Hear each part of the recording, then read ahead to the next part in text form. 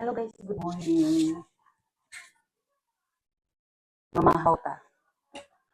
Akong sudan, mustard greens o radish greens salad. O diba? Sarap. Appetizer. And then healthy food.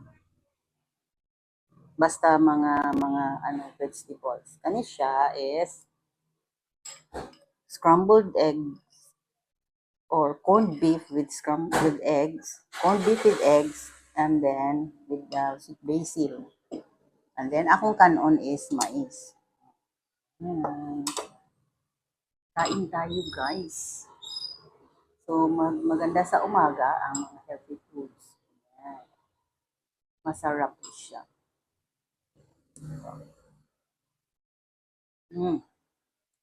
Corned beef.